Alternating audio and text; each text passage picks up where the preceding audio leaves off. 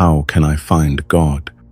Ibn Arabi maintains that all human beings must seek to answer this question. Having answered it, they must then set out to verify the truth of their answer by finding God in fact, not in theory. He refers to those who have successfully verified the truth of their answer as the people of unveiling and finding, al-kashf wal-Wujūd. They have passed beyond the veils that stand between them and their Lord and stand in His presence. The path they have traversed is open to everyone. It is the path brought by the prophets and followed by the friends of God, al-Awliya. And it is the path set down in incredible detail in Ibn Arabi's works. To understand how he conceives of the problem, the path, and the goal is the major task of the present study. We begin by examining the question, how can I find God? Finding renders the Arabic word Wujud, which in another context may be translated as existence or being. The famous expression oneness of being or unity of existence, Wahdat al-Wujūd, which is often said to represent Ibn Arabi's doctrinal position, might also be translated as the oneness or unity of finding. Despite the hundreds of volumes on ontology that have been inspired by Ibn Arabi's works, his main concern is not with the mental concept of being, but with the experience of God's being, the tasting of being, that finding which is at one and the same time to perceive and to be that which truly is. No doubt, Ibn Arabi possessed one of the greatest philosophical minds the world has ever known, but philosophy was not his concern. He wanted only to bask in the constant and ever-renewed finding of the divine being and consciousness. He, for one, had passed beyond the veils, though he was always ready to admit that the veils are infinite and that every instant in life, in this world and for all eternity, represents a continual lifting of the veils.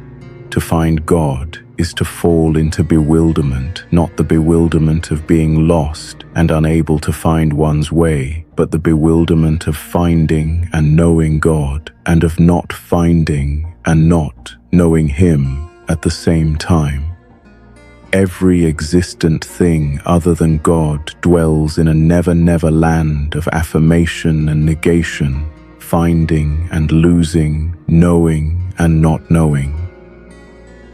The difference between the finders and the rest of us is that they are fully aware of their own ambiguous situation. They know the significance of the saying of the first caliph, Abu Bakr, may peace be upon him. Incapacity to attain comprehension is itself comprehension. They know that the answer to every significant question concerning God and the world is yes and no, or, as the Sheikh expresses it, he, not he. Jan Karol Chodkiewicz points out that it would not be far from the mark to say that Ibn Arabi never writes about anything except sanctity, its paths and its goals. The saints, a term which will be translated here in one of its literal meanings as friends of God, have found God in this life and dwell in His presence. Ibn Arabi often refers to them as the Gnostics, Arifon. They see and recognize God wherever they look. The Quranic verse, "Whithersoever you turn, there is the face of God," has become the description of their spiritual state. Others are prevented from seeing Him by veils, but God's friends know that He is the veils and the others. Not that the friends are muddle-headed. They do not say, "All is He," and leave it at that. They say, "All is He, all is not He," and then proceed to clarify the various points of view in terms of which the situation can be perceived. if they happen to be among those friends whom Ibn Arabi considers of the highest rank, the verifiers, al-Muhaqqiqeen, they will have verified the truth of their vision of God on every level of existence and finding, not least on the level of intelligence and speech, the specific marks of being human. Hence, they, and Ibn Arabi in particular, will provide sophisticated expositions of the exact nature that fills the void and is commonly referred to as the world. The bewilderment of the verifiers in respect to God, as He is in Himself, never prevents them from finding Him as light and wisdom, and from employing the fruits of those divine attributes to illuminate the nature of things and put each thing in its proper place. How can I find God? This question means, how can I remove the veils that prevent me from seeing God? We dwell now in the situation of seeing the not He in all things. How can we also perceive the universe as He? We ourselves are included among the things of the universe. So how can I find God also means, how can I remove those veils that prevent me from being God in that respect where the He must be affirmed? Being precedes knowledge in God. As in the world, nothing knows until it first exists. And as the oft-quoted Sufi saying maintains, none knows God but God. Both knowledge and being are finding. Being and non-existence. From the first, Islam's primary teaching has been that God is one. It did not take long before theologians and philosophers were struggling with the perennial intellectual task of explaining how multiplicity could have arisen from a reality that is one in every respect. Ibn Arabi sees one explanation in the doctrine of the divine names, which provides the infrastructure for most of his teachings. But even more fundamental is the question of the nature of existence itself. Before talking about God and His attributes, we can search for oneness and uncover the root of multiplicity in the nature of existing things. We return to the word Wujud, finding, being, or existence. Ibn Arabi employs the term in a wide variety of ways.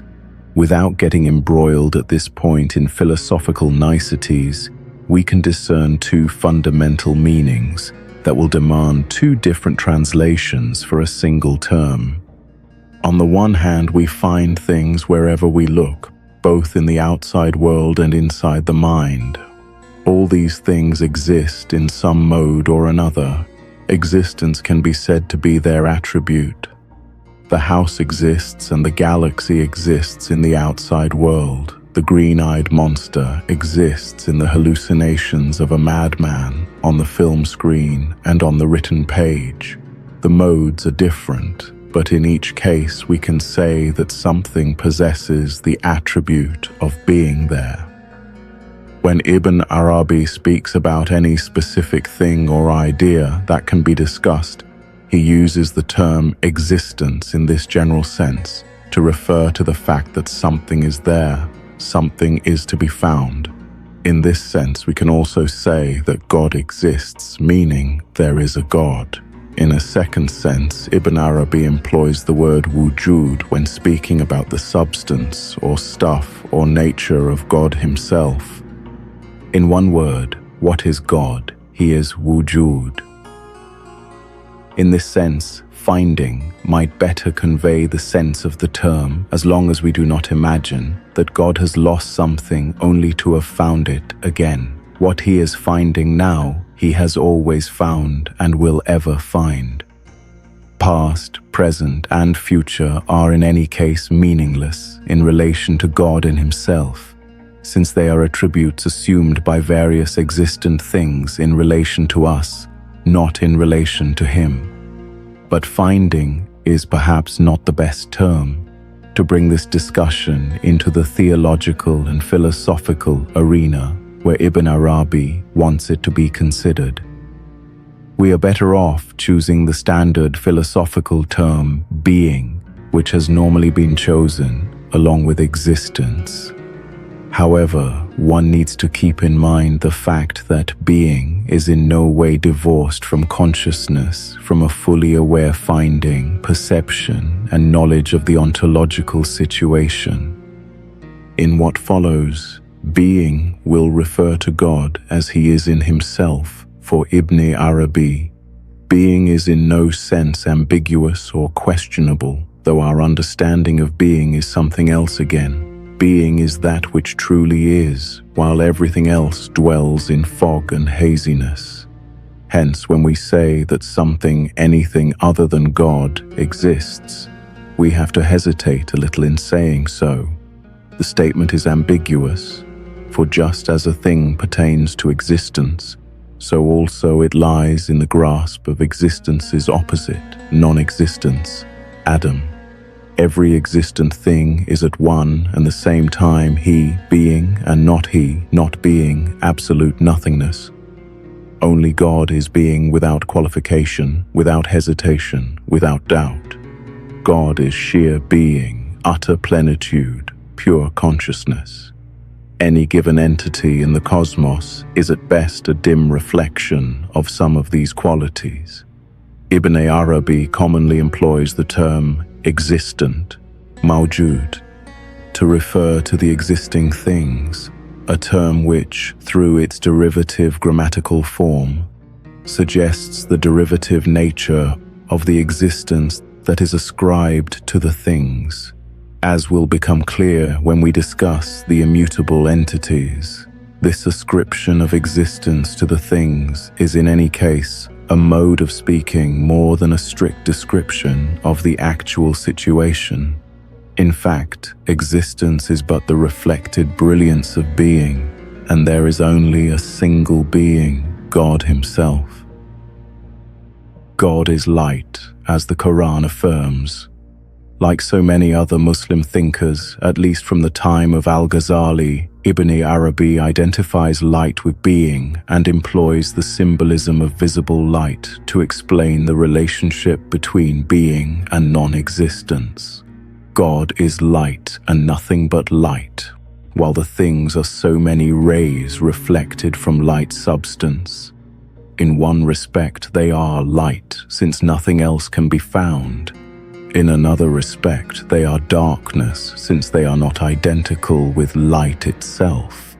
But darkness has no positive reality of its own, since its defining characteristic is the absence of light.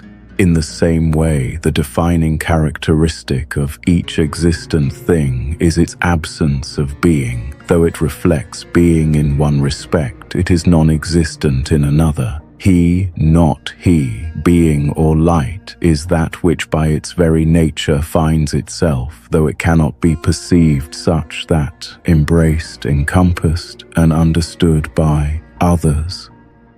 First, because there is nothing other than light that might do the perceiving. There is only light which perceives itself. Second, because if we accept that certain things exist, or that there are rays of light shining in an area which we can call the void, these things, or rays, can only perceive themselves or their likes, not something infinitely greater than themselves, of which they are but dim reflections. The shadow cannot perceive the sunlight, and the sunlight cannot embrace the sun. Only the sun knows the sun. None knows God but God. How does manyness arise from oneness? Being is oneness, while nothingness as such does not exist in any respect. But we already know about being that it is light, so it radiates and gives of itself. Hence we have three things: light, radiance, and darkness, or being, existence, non-existence. The second category, radiance or existence, is our particular concern since it defines our location for all practical purposes. Its most obvious characteristic is its ambiguous situation, halfway between being and non-existence, light and darkness, he and not he. Ibn Arabi sometimes calls it existence, and sometimes non-existence, since each attribute applies to it. Non-existence can thus be seen to be of two basic kinds: absolute non-existence, which is nothingness pure and simple, and relative non-existence, which is the state of the things considered as not he. Our classification of the kinds of reality has gradually become more complex. We began with being and existence, then looked at being and non-existence, then at being existence and non-existence, and now we turn to a fourth picture of the basic structure of reality: being, relative non-existence, and absolute non-existence, the last of which we can call nothingness. Only being truly is, while nothingness has no existence except of a purely speculative and mental kind. So, everything other than God, the cosmos, is relative non-existence. But anything which is relatively non-existence is also relatively existent. Plurality and manyness arise from the very nature of existence. We could also say from the very nature of non-existence, but then the discussion would take a different turn. That perspective will come up in due time. It is plain to everyone that brightness is not all of a single intensity. Some brightness is stronger, some weaker, some is closer to light, some farther away. We can also say that some existence are more intense than others, but here the point is not so obvious. To make the point clear, it is best to talk not about being itself, but about the attributes of being, such that those qualities that are denoted by the divine names, and examine how they are reflected in existence. Take finding, for example, which is identical with consciousness and self-awareness, or with knowledge as a divine attribute and also as a human attribute. This is Ibn Arabi doctrine of tafadul, ranking in degrees of excellence, or some being preferred over others, or some surpassing others. The term is derived from such Quranic verses as, God has caused some of you to surpass others in provision. Knowledge is among the greatest bounties which He has provided for His creatures, but He has not given it to everyone equally. The Quran says, we raise in degrees whomsoever we will, and above each one who possesses knowledge is someone who knows. And it asks, are they equal, those who know and those who know not? Existence, or the cosmos, is a vast panorama of ranking in degrees in every conceivable quality and attribute. No two things are exactly the same. Two things must differ in at least one attribute, or else they would be the same thing. The attributes depend upon being, though they gain specific coloring from nothingness. Without first existing, a thing cannot be large or small, intelligent or ignorant, living or dead. Without light, there can be no red or green or blue. Everywhere we look, we see hierarchies of attributes. If someone knows, someone else knows more, and someone else less. No two existents know exactly the same thing or the same amount. If we shared in God's infinite knowledge, we would be able to discern a hierarchy of the knowing things in creation for all eternity, from the least knowledgeable to the most knowledgeable. Each individual thing, at any point in the trajectory of its existence, would fit into a specific niche in the hierarchy. And the same thing can be said about every attribute that pertains to being, as well as about that global unity of being's manifest attributes known as existence. There is a gradation in the intensity of existence or light to be perceived in all things. No two things are exactly the same in the degree or mode of their existence.